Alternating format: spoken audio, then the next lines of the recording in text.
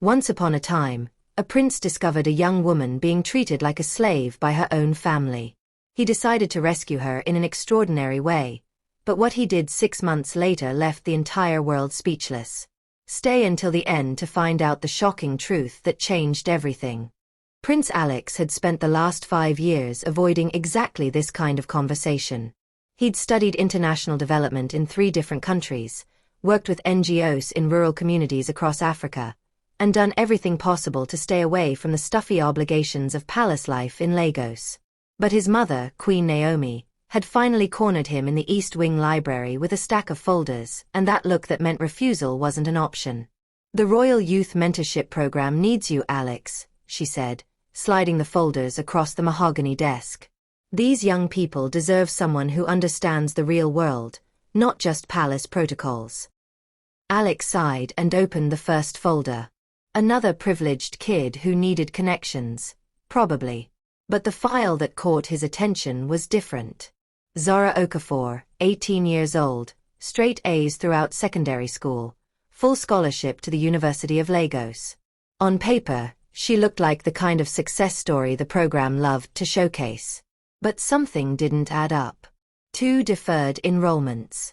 3 part-time jobs listed. No emergency contact except an aunt named Gloria Mensah. "This one," he said, tapping the folder. "What's her story?"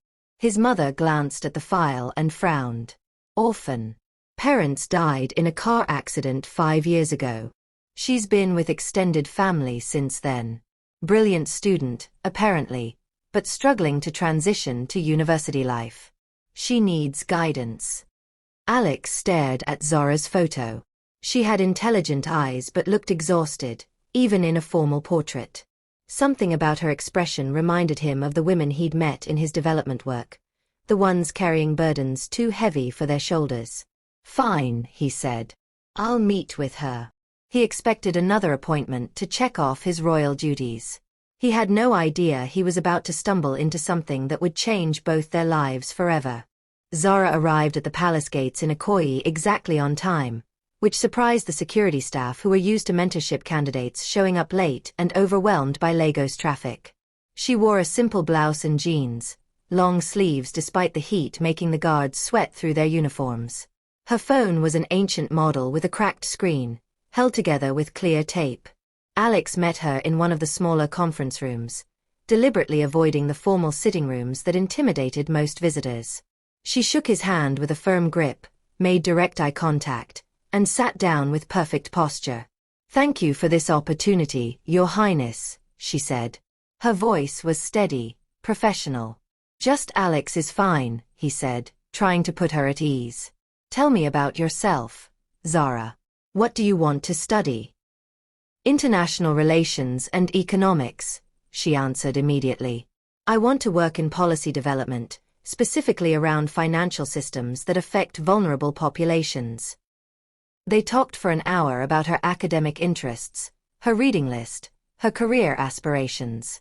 She was articulate and clearly brilliant, discussing complex economic theories with ease. But every personal question hit a wall. Where did she see herself in 5 years? "Finishing my degree." What did she do for fun? "I don't have much free time." Did she have friends, hobbies, interests outside academics? "I prefer to focus on what matters." Alex noticed things she probably didn't realize she was revealing. The way she flinched when he moved suddenly to grab a pen. How her eyes kept darting to her phone, which buzzed constantly with notifications she didn't check. The careful way she positioned herself in the chair, as if ready to leave at any moment. When he asked about her family, she gave him the practiced answer. "I live with my Aunt Gloria and her family in Surulere. They've been very kind to take me in after my parents passed." But her hands were clenched in her lap when she said it, and her voice had gone flat. "Tell me about your parents," Alex said gently. For the first time, something real flickered across her face. "They were good people. My father was an engineer. My mother taught literature at secondary school. They loved books and music and—" She stopped abruptly, as if she'd said too much. "That was a long time ago." Her phone buzzed again. This time she glanced at it, and Alex saw her whole body tense. 3 missed calls. 7 unread messages. I should go, she said, standing quickly. Thank you for your time, Your Highness. We're not done yet, Alex said. We've barely talked about university preparations. I'm sorry, I have to. Her phone rang again. She answered it, her voice dropping. Yes, Aunt Gloria. Yes, I'm on my way. I'm sorry. 20 minutes. She ended the call and looked at Alex with something like desperation in her eyes. I really have to go. Family obligations. He wanted to ask more questions, but she was already heading for the door. Alex watched her leave, practically running down the palace corridor. Through the window, he saw her at the Danfo stop, shoulders hunched, still checking her phone. Something was very wrong. He just didn't know what yet. Over the next 6 weeks, Alex met with Zara every Tuesday afternoon. She never missed an appointment, never showed up late despite Lagos traffic, but she also never relaxed. Each session revealed small details that bothered him more than they should. She never had money for lunch. When he offered to have food brought in during their sessions, she accepted with the kind of gratitude that seemed disproportionate to a simple plate of jollof rice and chicken. She ate like someone who didn't know when her next meal might come, quickly and efficiently. Her clothes were the same rotation of 4 outfits, all worn and slightly too large for her frame. The long sleeves remained constant, even as Lagos heat made the palace staff switch to lighter clothing. Once, when reaching for a book on a high shelf, her sleeve rode up and Alex glimpsed what looked like bruises on her wrist. She pulled the sleeve down immediately, but not before he saw. The phone calls from her aunt continued. During their 4th session, Gloria called 7 times in an hour. Zara's hands shook each time she declined the call. Finally, she answered. I'm at a mentorship session, Aunt Gloria, she said quietly. Yes, I know the twins need. I'll be back by 6. I promise. Alex couldn't hear the response, but he saw Zara's face go pale. I'll make it up, I promise. I'll work the overnight shift tomorrow. When she ended the call, Alex spoke carefully. You work overnight shifts? Sometimes, she said. When they need coverage at the warehouse in Apapa. Which warehouse? The distribution center off Oshodi Apapa Expressway. I do inventory and packing. Alex knew that area. He'd driven past it during his community development research. It was a brutal place to work, with reports of labor violations and unsafe conditions. What other jobs do you have? She listed them like reading a shopping list. Morning shifts at a cafe in Victoria Island. Afternoon housecleaning for a service company. Weekend retail at a shop in Ikeja. The overnight warehouse work when they called her. When do you sleep, Zara? I manage. And your aunt? What does she do? Something shuddered in Zara's expression. She takes care of her family. It's expensive, raising children in Lagos. I help when I can. By working 4 jobs and deferring university? Family obligations, she said again, but this time her voice cracked slightly. That same afternoon, Alex offered to have his driver take her home. She refused so quickly it was almost rude. I take the Danfo. It's fine. It's starting to rain. I don't mind the rain. She left before he could argue, practically fleeing the palace. Alex watched from the window as she walked to the bus stop, got on a bus heading towards Surulere, and rode it for 20 minutes before getting off. But when he checked the route later, he realized she'd gotten off 4 stops before her listed address. Why would someone walk an extra mile in Lagos rain to avoid being seen getting dropped off at home? Alex pulled out his phone and made a call to his head of security. Ibrahim, I need you to look into something. Quietly. The report landed on Alex's desk 3 days later, and what he read made his stomach turn. Ibrahim had been thorough but discreet. The paper trail alone told a damning story. 5 years ago, when Zara's parents died in the accident on Lagos-Ibadan Expressway, A life insurance policy had paid out nearly 20 million naira to Gloria Mensah, designated as Zara's guardian. The money was supposed to be held in trust for Zara's care and education. There was no trust account, no college fund, no evidence the money had been used for Zara's benefit at all. Property records showed Gloria and her husband Samuel had purchased a new house in Lekki 2 months after receiving the insurance payout. A 4-bedroom home in a gated estate, paid in cash. They'd bought 2 new cars, taken a family vacation to Dubai, while Zara worked 4 jobs and deferred University of Lagos on a full scholarship. The employment records were worse. Zara had been working since she was 15, initially part-time during school term and full-time every holiday. But she had no bank account in her name. Every paycheck was direct deposited into an account held jointly by Gloria Mensah and Zara Okafor, with Gloria as the primary holder. Ibrahim had gone deeper. He'd spoken to neighbors in Surulere under the guise of a routine community survey. The responses painted a disturbing picture. "That girl is always working," one neighbor said. "I see her leave at 5 in the morning, come back late at night. Poor thing looks exhausted." Another neighbor reported hearing shouting regularly. "The aunt screams at her a lot. Always about not doing enough, not working hard enough. I heard her once say the girl should be grateful they didn't throw her out on the street." A third neighbor had seen Zara doing compound work in the harmattan season, carrying heavy loads, washing cars, sweeping. "I thought she might be a house girl until someone told me she's family. What kind of family treats a child like that?" School records showed Zara had missed significant time due to family obligations, but had still maintained perfect grades through secondary school and WAEC. Her guidance counselor had noted concerns about her well-being but had been reassured by Gloria that everything was fine. The final piece of the report was a photograph taken by Ibrahim's team. Zara at the house in Surulere, taken from across the street. She was carrying grocery bags that looked almost too heavy for her to lift, struggling up the front steps while a teenage boy, Gloria's son, sat on the veranda playing with his phone, not helping. Alex stared at the photo for a long time. This wasn't a struggling family doing their best. This was exploitation. Financial abuse. Possibly worse. He called Ibrahim into his office. "I need more. I need to see this for myself." Ibrahim hesitated.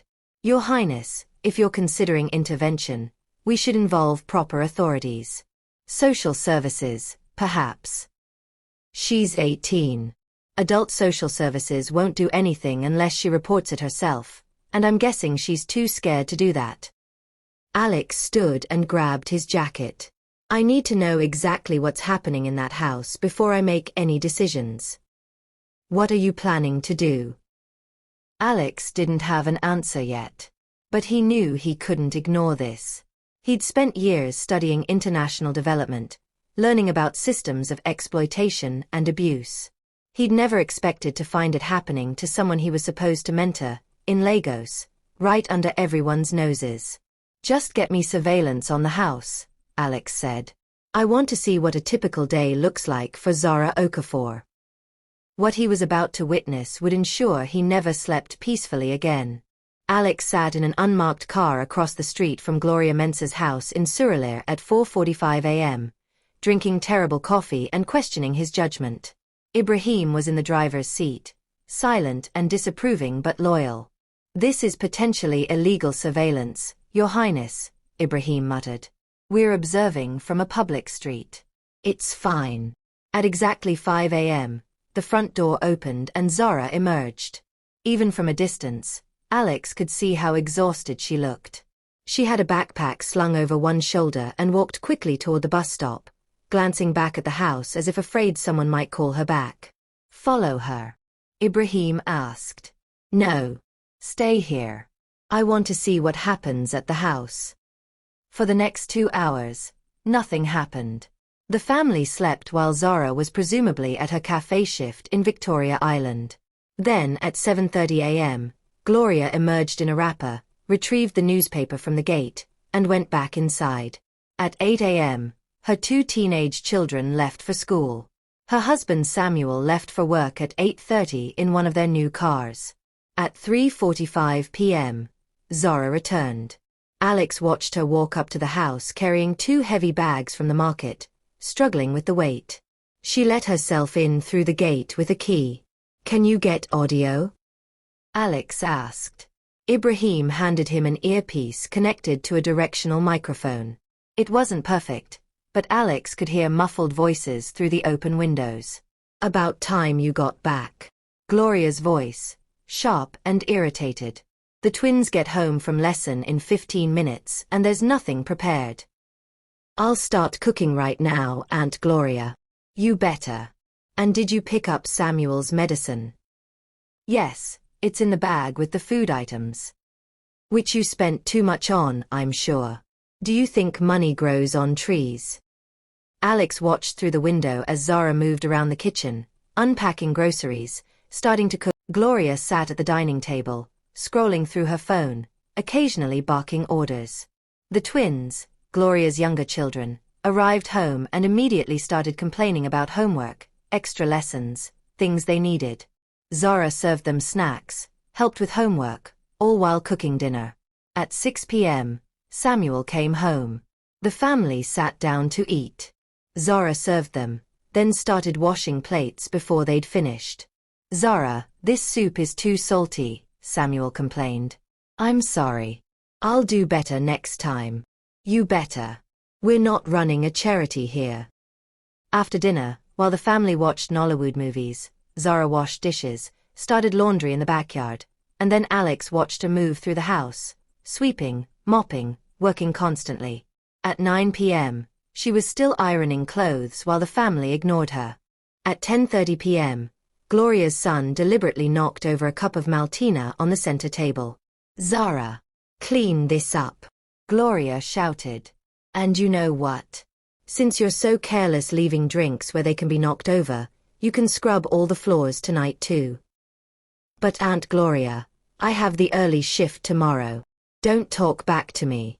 After everything we've done for you, you can't do a few simple chores." Alex watched Zara's shoulders slump in defeat. She cleaned up the spilled drink and then got on her knees with a rag, scrubbing the floors by hand. At midnight, her light was still on. Alex could see her shadow moving in what must have been her room, a small space that looked like it had once been a storage area. Ibrahim broke the silence. "We should go, Your Highness. You've seen enough." But Alex couldn't look away. At 1 a.m., Zora's light finally went off. At 4:45 a.m. the next morning, she would start the cycle all over again. This wasn't a family. This was slavery with a veneer of guardianship. "We're going back tomorrow," Alex said quietly. "I need to see one more day to be sure." He already knew what he was going to do. He just needed to figure out how to do it without destroying Zara in the process. Alex didn't wait for Tuesday's scheduled session. He called Zara on Friday morning and asked her to meet him at a small restaurant in Acadia, far from the palace and even farther from her aunt's house in Surulere. She arrived looking nervous, glancing over her shoulder as if expecting Gloria to materialize from thin air. "Is everything okay?" she asked, sliding into the booth across from him. "Did I do something wrong?" "No," Alex said gently. "But I need to talk to you about something important, and I need you to be honest with me." He saw the walls go up immediately. "I don't know what you mean." "Zara, I know about your aunt. I know about the insurance money. I know you're working 4 jobs and your paychecks go into her account. I know she's not taking care of you, you're taking care of her entire family." The color drained from Zara's face. "You had no right to investigate me." "You're right, I didn't. But I'm glad I did, because what's happening to you is wrong. It's abuse, Zara. Financial exploitation at minimum, and possibly worse." "You don't understand," she said, her voice rising slightly. People at nearby tables glanced over. She lowered her voice to an urgent whisper. "You're a prince. You live in a palace in Ikoyi. You have no idea what it's like to have nowhere else to go in this Lagos. Then tell me. Help me understand. For a long moment, she just stared at him, and Alex thought she might get up and walk out. But then something broke. Her carefully maintained composure cracked, and suddenly tears were streaming down her face. "They took me in when I had nothing," she said. "When my parents died on that highway, I was 13 years old and terrified. Aunt Gloria was my mother's sister. She said she'd take care of me. For the first few months it was okay. But then things changed." The story poured out. How Gloria had started asking her to help with chores, then demanding it. How Zara had gotten her first job at 15 to contribute to household expenses. How Gloria had convinced her it was temporary, just until they got back on their feet. But they never got back on their feet, Zara said bitterly. Because they were stealing from me the whole time. The insurance money my parents left for my future? They spent it on a house in Lekki, new cars, trips to Dubai. The money I earn? They take it. They say it's for rent, for food, for NEPA bills. They say I owe them for taking me in. You don't owe them anything, Alex said firmly. They were legally obligated to care for you, and they were compensated to do so. Instead, they exploited you. It doesn't matter.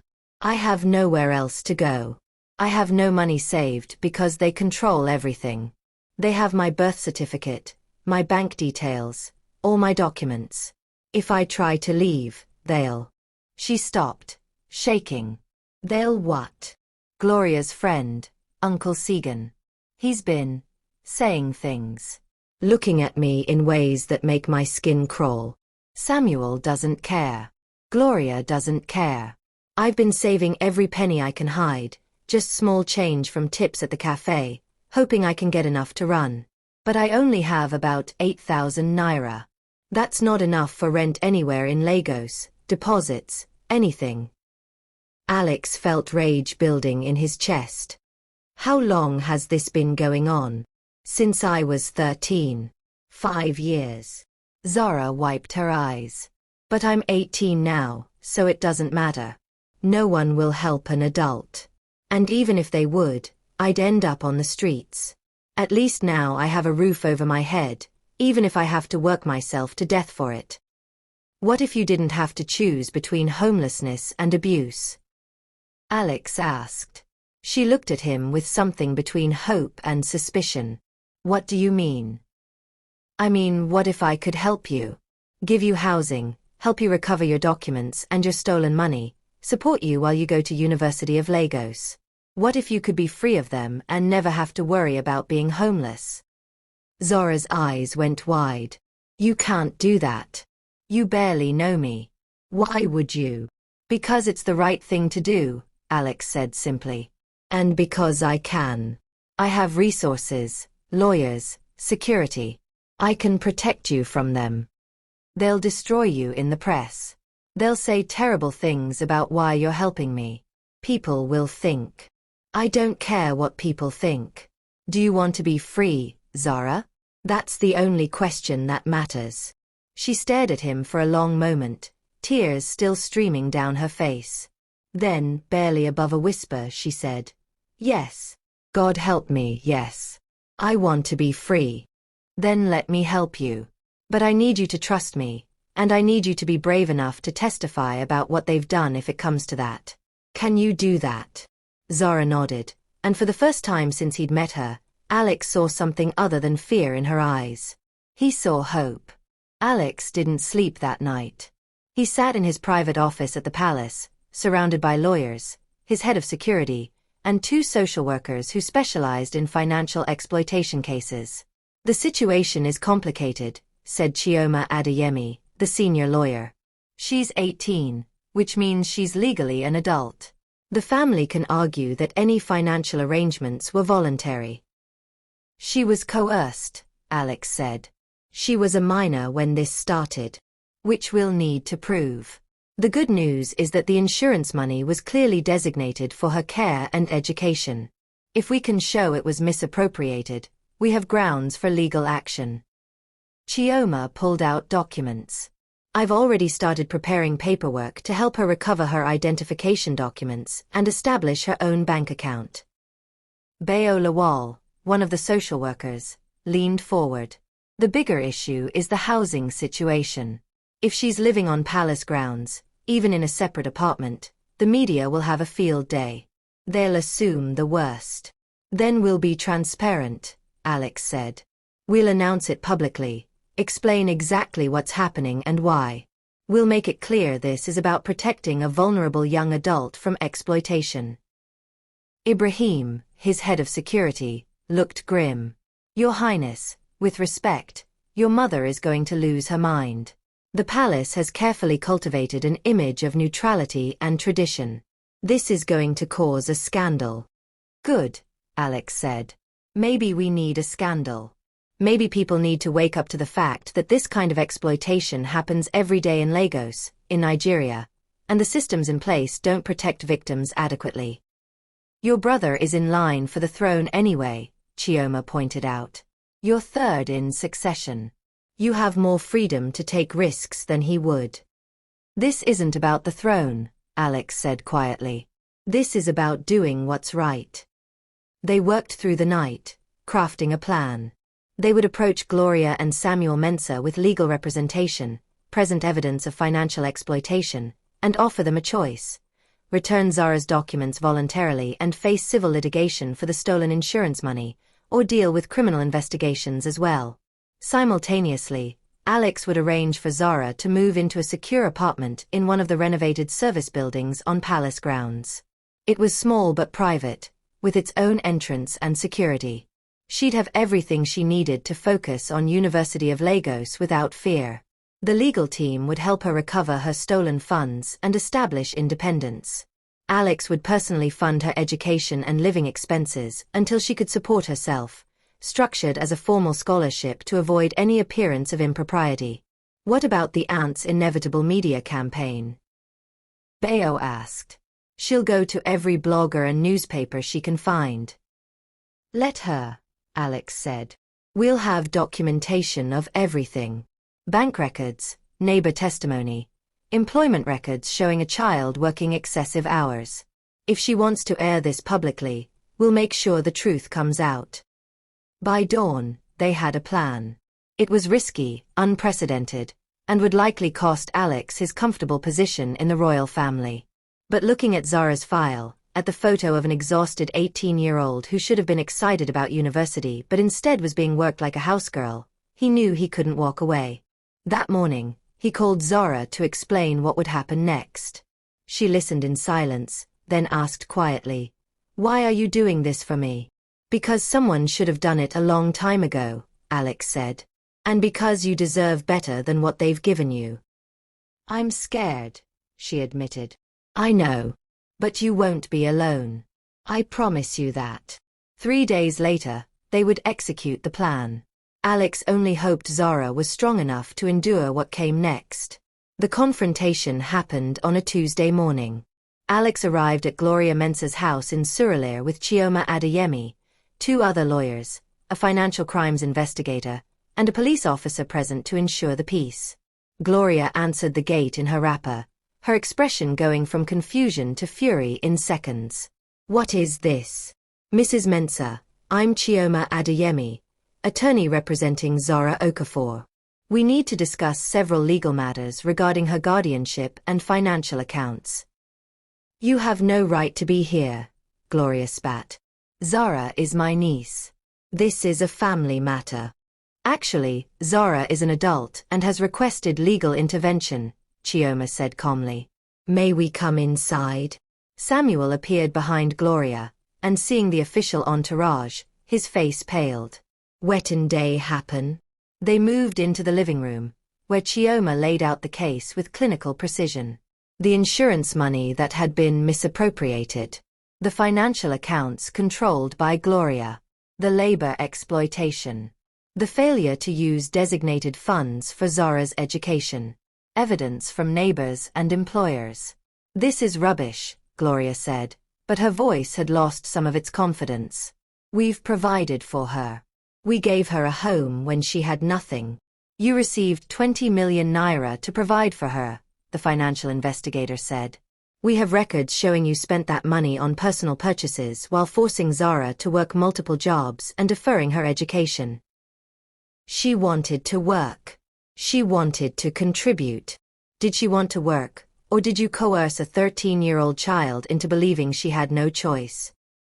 Alex spoke for the first time, and Gloria's gaze snapped to him. You, she hissed. This is your doing. You're the prince who's been filling her head with ideas. What exactly is your interest in my niece, your highness?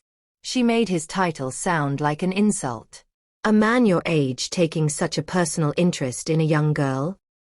She's 18, and I'm her mentor through an official palace program, Alex said evenly, though her insinuation made him furious.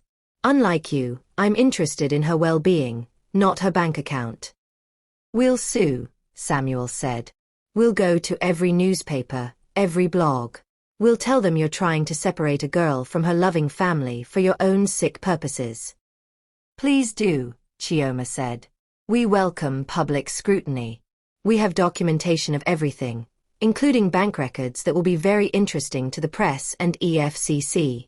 But if you'd prefer to avoid criminal charges for financial exploitation of a minor, you'll cooperate. What do you want? Gloria asked. Zara's identification documents. Immediate transfer of control over her employment accounts. And we'll be filing civil suits to recover the stolen insurance funds. She can't just leave, Gloria said desperately. Where will she go? She has housing arranged, Alex said. You don't need to concern yourself with her well-being anymore. The Mensah family fought for another hour, making threats and accusations. But when faced with the evidence and the possibility of criminal prosecution, they eventually capitulated. Gloria produced Zara's birth certificate, NIN slip, and other documents from a locked drawer. You're making a mistake, Gloria said as they prepared to leave. That girl owes us everything. She'll fail without us. She'll come crawling back. Alex looked at her with disgust. She doesn't owe you anything except the years of her life you stole. And she's going to prove you wrong about everything. By that evening, news had broken on blogs and social media. Prince intervenes in family dispute. Royal family member removes young woman from home. The online community was having a field day, with posts ranging from sympathetic to salacious. Alex held a brief press conference the next day, standing alone at a podium while cameras flashed. I'm here to address recent news coverage. Zara Okafor is a participant in our youth mentorship program. During our work together, I became aware that she was being financially exploited by her guardians. The situation involved misappropriation of inheritance funds, control of her earnings, and labor exploitation. I chose to intervene because it was the right thing to do. She is now in secure housing and receiving support to pursue her education at University of Lagos. I welcome scrutiny of my actions and will cooperate with any inquiries. But I will not apologize for helping someone who needed help. The media response was split. Some praised his compassion. Others questioned his judgment and motives. His mother called him into her office and said, "You've created an enormous scandal. Was it worth it?" Alex thought of Zara, safe in her new apartment, free from the family that had exploited her. Yes, he said simply. It was worth it. Queen Naomi studied her son for a long moment, then surprised him by saying, "Your father would have been proud." Foolish, perhaps, but proud. The scandal raged for weeks, but Alex didn't care. Zara was finally free, and that was all that mattered. 6 months later, Alex stood backstage at the Eco Convention Center in Victoria Island, listening to Zara practice her speech. She'd transformed in ways that had nothing to do with appearance and everything to do with the confidence in her voice. "You don't have to do this if you're not ready," he told her. "I'm ready," she said. "People need to know this happens. They need to know it can happen to anyone in Lagos, in Nigeria, anywhere." They'd both been living in a media storm for months. The Mensah family had indeed gone to the blogs and newspapers, spinning stories about ungrateful nieces and princes with inappropriate interests. But the documentation Chioma Adeyemi released had shut down most of that narrative. The public had watched as the full scope of Zara's exploitation became clear. She'd enrolled in University of Lagos that fall, taking a full course load in international relations. She'd made friends, joined student organizations, and started speaking publicly about financial exploitation. The frightened young woman who'd sat in Alex's office 6 months ago was becoming a fierce advocate. But today was different. Today, Alex was making an announcement that would shock everyone, Zara included. She didn't know what he was about to say. The press conference room was packed with journalists from Punch, Vanguard, Premium Times, and international media. Alex had requested time for a major announcement, and speculation had been running wild on Twitter and Instagram. Some thought he was getting married. Others thought he was leaving Nigeria. No one expected what was coming. Alex took the podium, with Zara sitting in the front row looking confused about why she'd been asked to attend. He took a breath and began. 6 months ago, I intervened to help a young woman escape financial exploitation and abuse. That decision was controversial. Some praised it. Others questioned my motives. Some said I overstepped my role. But I would make the same choice again without hesitation, because Zara Okafor deserved better than what she had been given. He paused, looking directly at Zara. In the months since then, I've thought a lot about privilege and responsibility. I was born into circumstances that gave me power, resources, and protection. Zara was born into a loving family but lost everything through tragedy and fell victim to exploitation. The difference between our paths was nothing but luck. Today, I'm announcing the establishment of the Okafor Foundation for Exploited Youth, funded entirely by my personal inheritance. The foundation will provide housing, legal services, education funding, and support for young adults escaping financial exploitation, labor trafficking, and abusive guardianship situations. The foundation will have an initial endowment of 2 billion naira. Gasps rippled through the crowd. Zara's eyes went wide. Alex continued. But that's not the full announcement. I'm also stepping back from my formal position in the line of succession. I'll retain my title as prince, but I'll be dedicating my life to advocacy work for vulnerable young people. I'll be working full-time with the foundation. The room erupted. Cameras flashed. Reporters shouted questions. Alex held up his hand for silence. I know this is unusual. Some will say I'm throwing away my birthright. But I learned something from Zara. True nobility isn't about titles or bloodlines. It's about using whatever power you have to protect those who can't protect themselves. It's about recognizing that one person's dignity matters more than tradition or comfort. He looked at Zara again, seeing tears streaming down her face. And there's one more thing. Once Zara completes her education at University of Lagos, she will become the executive director of this foundation. Because she understands this issue in ways I never could. Because she has the brilliance, compassion, and determination to make real change. Because survivors don't just heal, they become warriors for others. The press conference dissolved into chaos. Reporters mobbed Alex with questions. His phone was already buzzing with messages from his furious family members. But he pushed through the crowd to where Zara sat, frozen in her seat. You're giving up the throne, she said, her voice barely audible over the noise. For this. For me. For what's right, Alex corrected gently. You taught me that some things matter more than crowns. You matter more than a crown. I don't know if I can do this, she whispered. Direct a foundation? Me. You've survived things that would have broken most people. You maintained perfect grades while being exploited. You never gave up hope even when you had every reason to. If anyone can do this, it's you. Zara stood and hugged him, surprising them both. Thank you, she said. Not for saving me. For believing I was worth saving.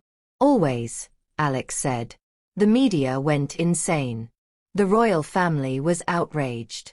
His brother Daniel, who had never expected to be second in line for the throne, had to hold his own press conference.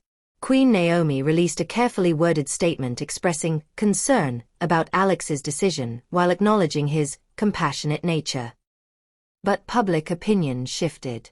Stories emerged from other young people in similar situations across Lagos, Abuja, Port Harcourt, inspired by Zara's courage to speak out. Donations poured into the foundation from Nigerians who wanted to help. Laws were proposed in the National Assembly to better protect orphans and young adults in guardianship situations. 2 years later, Zara stood on a stage at University of Lagos, graduating with first-class honors in international relations and economics. She wore her cap and gown with pride, and when her name was called, the applause was thunderous. Alex cheered louder than anyone. After graduation, she officially took on her role at the foundation. She was 20 years old and in charge of 2 billion naira, directing programs that had already helped over 500 young people escape exploitation across Nigeria. In interviews on Channels TV and Arise News, reporters always asked her about the prince who gave up everything for her cause. "He didn't give up anything," she always said. "He found his purpose. And he helped me find mine. The shocking part isn't that he rescued me. It's that he taught me I was strong enough to rescue myself and then others." Alex no longer attended royal functions or worried about succession politics. He worked in the foundation offices in Ikoyi alongside Zara, reviewing cases and developing programs. He was happier than he'd ever been in a palace.